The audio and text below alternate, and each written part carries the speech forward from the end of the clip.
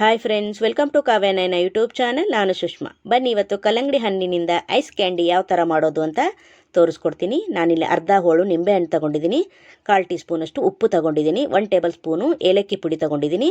ನೋಡಿ, ನಾನಿಲ್ಲಿ ರುಚಿಗೆ ಸಕ್ಕರೆನ ತೊಗೊಂಡಿದ್ದೀನಿ. ಹಾಗೆ ನಾನು ಅರ್ಧ ಕಲ್ಲಂಗಡಿ ತೊಗೊಂಡಿದ್ದೀನಿ, ಪೀಸ್ ಮಾಡಿದ್ದೀನಿ. ಯಾಕಂದರೆ ದೊಡ್ಡದಿತ್ತದು, ಅದರಲ್ಲಿ ನಾನು ಅರ್ಧ ಮಾತ್ರ ಭಾಗ ತೊಗೊಂಡಿದ್ದೀನಿ. ನೀವು ಒಂದು 10 ರೂಪಾಯಿದಷ್ಟು ಕಲ್ಲಂಗಡಿನ ತೊಗೋಬೋದು. ನೋಡಿ, ಇದನ್ನು ಈ ಥರ ಚಿಕ್ಕ ಚಿಕ್ಕ ಪೀಸ್ಗಳಾಗಿ ಕಟ್ ಮಾಡ್ಕೊತೀನಿ. ನೋಡಿ, ಈ ಥರ ಪೀಸ್ಗಳನ್ನಾಗಿ ಕಟ್ ಮಾಡಿಕೊಂಡು ನಾನು ತಟ್ಟೆಗೆ ಹಾಕ್ಕೊತೀನಿ. ನೋಡಿ, ಬೀಜ ಹಾಕಿದ್ರೂ ಏನು ತೊಂದರೆ ಇಲ್ಲ, ಬೀಜ ಕೂಡ ಒಳ್ಳೆಯದೇ. ನೋಡಿ, ಈ ಥರ ನಾನು ಎಲ್ಲವನ್ನು ಈ ಥರ ಕಟ್ ಮಾಡಿ ಇಟ್ಕೊತೀನಿ. ನೋಡಿ, ಹಾಗೆ ಮಿಕ್ಸಿ ಜಾರಿಗೆ ನಾವು ಕಲ್ಲಂಗಡಿ ಪೀಸ್ಗಳನ್ನ ಹಾಕ್ಕೊಳ್ಳೋಣ.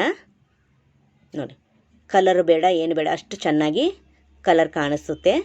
ಜ್ಯೂಸು ಮಾತ್ರ ಸೂಪರಾಗಿರುತ್ತೆ. ಜ್ಯೂಸು ಕೂಡ ಮಾಡ್ಕೋಬೋದು ನೀವು. ಹಾಗೆ ನಾನು ಅದರಲ್ಲೇ ಐಸ್ ಕ್ಯಾಂಡಿಯನ್ನು ಮಾಡಿ ತೋರಿಸ್ತಾ ಇದ್ದೀನಿ. ನಿಮಗೆ ಜ್ಯೂಸ್ ಬೇಕಾದರೆ ಜ್ಯೂಸು ಮಾಡ್ಕೋಬೋದು, ಇಲ್ಲ ಕ್ಯಾಂಡಿ ಬೇಕಂದರೆ ಕ್ಯಾಂಡಿ ಕೂಡ ಮಾಡ್ಕೋಬೋದು. ಸೂಪರಾಗಿ ಬರುತ್ತೆ.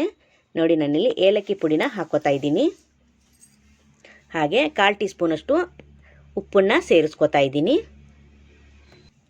ಹಾಗೆ ಅರ್ಧ ಹೋಳು ನಿಂಬೆ ಹಣ್ಣನ್ನು ಕೂಡ ನಾನು ಇಲ್ಲಿ ರಸನ ಹಾಕೋತಾ ಇದ್ದೀನಿ. ಅರ್ಧ ಹೋಳು ನಿಂಬೆ ಹಣ್ಣು ರಸ ಇದ್ದರೆ ಸಾಕು, ಜಾಸ್ತಿ ಏನು ಹಾಕ್ಕೊಳ್ಳೋ ಅವಶ್ಯಕತೆ ಇಲ್ಲ. ನೋಡಿ, ನಿಮಗೆ ಸ್ವೀಟ್ ಎಷ್ಟು ಬೇಕು ನೋಡಿಕೊಂಡು ಅಷ್ಟು ಸಕ್ಕರೆ ಹಾಕ್ಕೊಳ್ಳಿ. ನೋಡಿ, ನಾನಿಲ್ಲಿ ಸಕ್ಕರೆನ 2 ಟೇಬಲ್ ಸ್ಪೂನು, 3, 4, 5, 6 ಟೇಬಲ್ ಸ್ಪೂನಷ್ಟು ನಾನು ಸಕ್ಕರೆನ ಹಾಕೋತಾ ಇದ್ದೀನಿ. 1/4 ಕಪ್ಪಷ್ಟುಕ್ಕಿಂತ ಸ್ವಲ್ಪ ಜಾಸ್ತಿ. ನೋಡಿ, ಕಲ್ಲಂಗಡಿಯಲ್ಲೇ ಸ್ವೀಟ್ ಇರುತ್ತೆ, ನೀವು ನೋಡಿಕೊಂಡು ಸಕ್ಕರೆನ ಹಾಕೋಬೋದು. ನೀರು ಹಾಕ್ಕೊಂಡು ನಾನು ನುಣ್ಣಗೆ ರುಬ್ಕೊಂಬಂದಿದ್ದೀನಿ. ಇವಾಗ ಜರಡಿಯಿಂದ ಸೋಸ್ಕೊಳ್ಳೋಣ. ನೋಡಿ, ನ್ಯಾಚುರಲ್ ಆಗಿ ಕಲರ್ ನೋಡಿ ಯಾವ ಥರ ಇದೆ, ಸೂಪರ್ ಅಲ್ವಾ? ಇವಾಗ ಜರಡಿಯಲ್ಲಿ ನಾನೆಲ್ಲವನ್ನು ಸೋಸ್ಕೊತೀನಿ. ಅಲ್ಪ ಸ್ವಲ್ಪ ನುಣ್ಣಗಾಗಿರುತ್ತೆ, ಸ್ವಲ್ಪ ಬೀಜ ಎಲ್ಲ ಇರುತ್ತೆ ಅಲ್ವಾ, ಅದಕ್ಕೋಸ್ಕರ ನಾನು ಸೋಸ್ಕೊತಾ ಇದ್ದೀನಿ. ನೋಡಿ, ತುಂಬ ಚೆನ್ನಾಗಿರುತ್ತೆ. ಕೋಲ್ಡಾಗಿ ಆರಾಮಾಗಿ ಮನೇಲೇ ಮಾಡಿಕೊಂಡು ಕುಡಿಬೋದು. ಆಚೆ ಕಡೆಯಿಂದ ಯಾವಾಗಲೂ ಕುಡಿದಿರ್ತೀರ, ತಿಂದಿರ್ತೀರ. ನೋಡಿ, ಹೀಗೆ ನೀವು ಜ್ಯೂಸನ್ನು ಬೇಕಾದರೆ ಕುಡಿಬೋದು. ನಾನು ಇದರಲ್ಲೇ ನಾನು ಕ್ಯಾಂಡಿನ ಮಾಡಿ ತೋರಿಸ್ತಾ ಇದ್ದೀನಿ. ನನ್ನ ಹತ್ರ ಕ್ಯಾಂಡಿ ಮೋಲ್ಡ್ ಇದೆ ನೋಡಿ, ಅದರಲ್ಲಿ ನಾನು ಮಾಡಿ ತೋರಿಸ್ತಾ ಇದ್ದೀನಿ.